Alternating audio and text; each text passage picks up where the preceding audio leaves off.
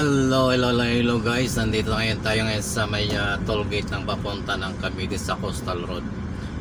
On the way po tayo ng Nobalita, Cavite kasi meron tayong client na bibisitahin or mag-ocular visit po tayo sa dalawang client natin doon. Kasama po natin yung ating kasama sa opisina, yung ating social workers. Pero dahil taga Cavite siya, tatagpuin na lang po tayo sa may Nobalita. Kung saan doon, hanapin pa po natin siya doon pagdating natin ng Nobalita. May club shoutout po sa inyo lahat at samahan nyo po kami sa ating paglalakbay. At panibagong araw, panibagong buhay, panibagong pagbabayad na naman po dito sa tollgate at panibagong pakikipagsapalaran sa kalsada. Ayan. Yung malalaking kalsada dito po kasi sa Pilipinas, lahat po kasi binabayaran ng pagdaan. Bakit kaya parang ang tagal natin dito pa sa tollgate na itong siguro mga 5 minutes, tatlong sasakyan bago makalabas. Ayan, sa wakas nakaabante rin tayo. Sana hindi magka-problema yung ating ano ba tawag dito sa easy trip natin. Buksan mo, ayaw buksan. Ayan, nakaabante na tayo. At sana naway maging dire-diretso na yung ating biyahe hanggang doon sa may Nobalita. Kasi dire-diretso lamang po ito. Hindi na po tayo dadaan ng kapit ng Sapote or Baco or Proper. Dito medyo mabilis ng kaunti ang takbuhan sa ngayon. Kasi kaunti pa naman ang dumadaan dito sa lugar na ito. Ayan. Ayusin po natin yung ating mga ID or yung ating mga card sa mga expressway. Sa bawat sasakyan po na ginagamit natin may dalawang card tayong hawak-hawak. Isang easy trip at saka isang RFID. Sana pag-isahin na lang nila para hindi tayo nahihirapan sa paglulod or hindi tayo nahihirapan kung alin ang ibibigay natin pag nagkakaroon ng problema. Only in the Philippines. Napakaraming cards na dapat mong ipalagay sa iyong sasakyan. Ayan, si security siya rito, napakabagal ng takbo niya na ipinagbabawal po nila yan. Ayan, kung napapansin nyo guys, wala masyadong sasakyan dito sa area nato ay medyo nabilis-bilis yung ating takbuhan. Kaya shoutout po sa ating mga kaibigang driver. Ayan, medyo lumulundag yung ating camera kasi malambot yung pinagkakapitan. Ayan, talagang ganyan ang buhay ng isang driver. Ayan, bilis nila magpatakbo. Siguro nasa 100 km per hour ang takbo nila. Dahil tayo ay nasa 80 km per hour yung takbo natin. Pero kaya ganyan lang takbo natin, medyo nag-iingat tayo, nagbabagal tayo ng kaunti. Ayan, kung dito po kayo sa kanan dadaan, dire-diretso po yan papunta ng Sapote, Baco or Las Piñas. Dahil papunta po tayo ng Kawit, Cavite at Nobalita, dito po tayo sa kaliwa. Ayan, kung napapansin nyo mga guys, walang masyadong dumadaan dito sa ano pa tawag dito, Cavitex ba to? Cavite Expressway. Ayan, makikita nyo, Tres Maricondon, 35 kilometers from here. Malayo pa yun, pero hindi po tayo pupunta ron. Hanggang Nobalita lang po tayo. Ayan, 16 kilometers going to General Trias, Cavite. Ayan, yun nasa kaliwa po natin ay karagatan ng Manila Bay. Ayan, kung napupunahan nyo po, dalawang line po ito. Dalawang line, yung nasa gitna po ay broken lane. Pwede po tayo magpalipat-lipat kung tayo nagmamadali, na-allowed po ng expressway. Ina-allowed po ng expressway na ito magpalipat-lipat tayo. Pinapayagan tayo maglipat-lipat ng lane, pero mag-iingat po tayo dahil dito po sa expressway nito masyado mabibilis pa ang mga sasakyan. Matakbo po sila ng mga hanggang 120 km per hour. Dahil tayo ay nasa 90 km per hour na, pero mayroon pa rin naula sa atin na hindi natin maputa-putan. Hindi naman po tayo nagpapatakbo ng mabilis at hindi tayo nagmamadali sa buhay. Ayan, shoutout sa ating mga mandaragat at sa ating mga kaibigan mangingisda. Sila po ang tunay na bayani dahil sila nagpapakain, nagbibigay ulam sa ating lahat. Maging mahirap ka man o mayaman, sigurado ay kumakain ka ng galing sa dagat or mga inuhuli ng ating mga kaibigan mangingisda. Ayan, shoutout sa Expander, ang bilis ng takbo. Ingat-ingat sa pagmamaniyaw, kaibigan.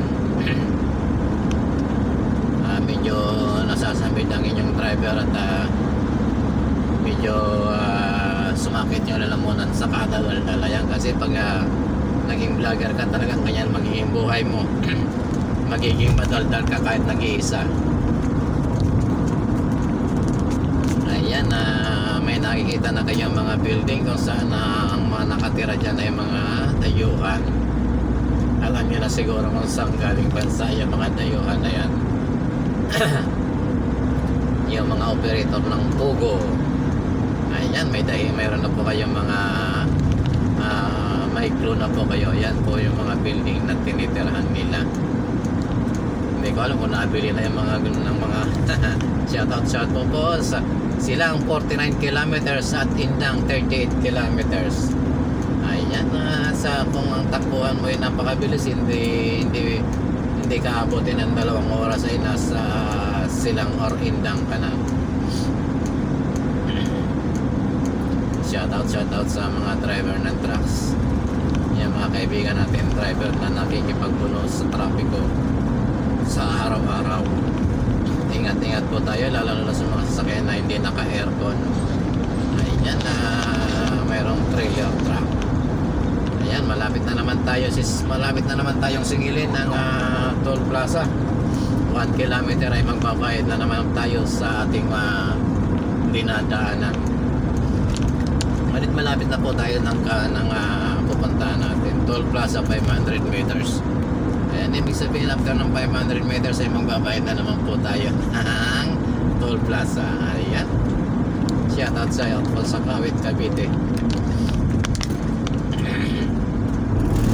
Ayan, kakaunti lamang po sa sasakyan pa rito sa ngayon, pero pagdating ng araw siguro mapupuno rin itong expressway na to. Ayan, nandito na po tayo sa toll plaza. Magbabayad na naman.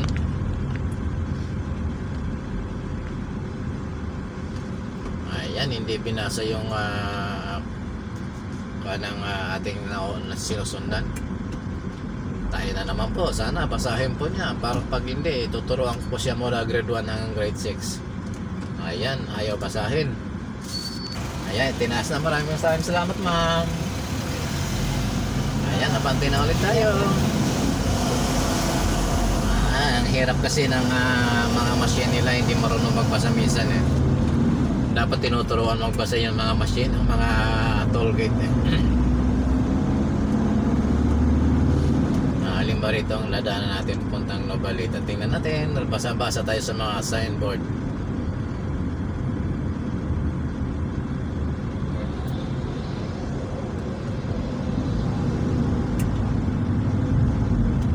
Ayan, mabagal si truck.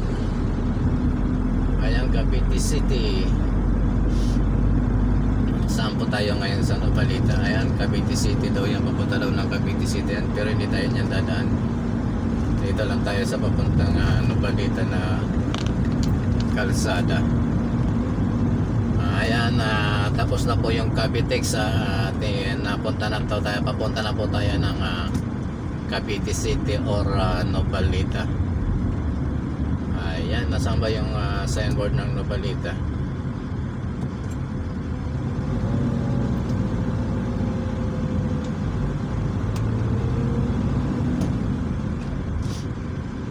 Ayan, tanong natin kay Sir Traffic Kit.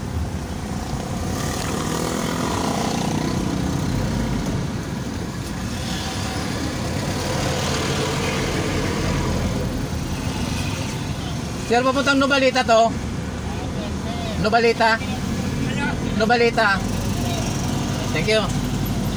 Ayan, tanong-tanong tayo kasi baka tayo maligaw. Dito raw ang papuntang Nobalita at matagal na tayong hindi nakakapunta dito kaya medyo hindi natin siya kabisado na. Siguro mga 15 years na tayong hindi nakakapunta ng Nobalita. Ngayon lang ulit tayo makakarating dito. Ayan, shoutout po sa ating mga kaibigan driver. Ayan, pupunta na po tayo ng Nobalita City. City na ba Nobalita? Hindi ko pa alam. Mamaya pagkatapos natin mag-vlog, magkukuhan tayo. Magwi-wish tayo para tayo maligaw. Dadaan pala ng Aguinaldo Shrine to. Aguinaldo Shrine. Ayan. Nobalita, Cavite. Bali, Pinakayan. Ayan.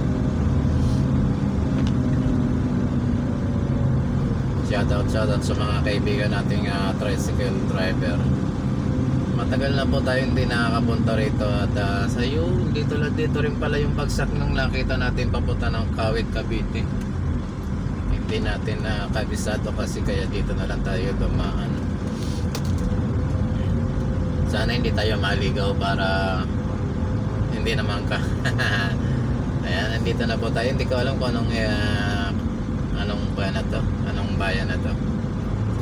Siguro yung papunta ng Cavite City nasa Nobalita. Okay, Nobalita na yata ito. Okay, nasa Nobalita na nga tayo. Ayan, so pasensya na, tao lang po nagkakamali, hindi alam. Hindi pa po Nobalita. Kawit, Cavite lang pala. Tama, hindi tayo naliligaw. Tama yung ating tinutumbok. Papunta po tayo ng Kawit, Cavite, Cavite City.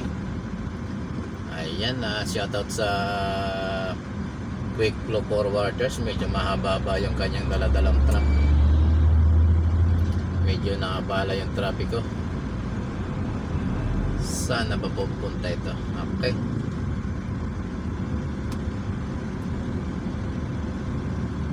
One way. Okay, dito tayo. Kasi sarado nga daw siya. Dito pinapadaan lahat ng mga sasakyan. Dahil maraming mga nagtutor na mga estudyante doon sa may bahay ni Aguinaldo. Hindi tayo pwedeng dumaan sa bahay ni Aguinaldo kaya iikot na po tayo rito sa may tabing dagat. Ayan, maraming salamat po sa inyong lahat at sa ating mga kaibigang OFW at sa lahat po ng mga subscriber natin. Maraming salamat po ulit. At sana wag po kayo magsasawa sa ating mga ginagawang pag-video or vlog. Ayan, bye bye po. Thank you po. God bless po at mag-ingat po tayo.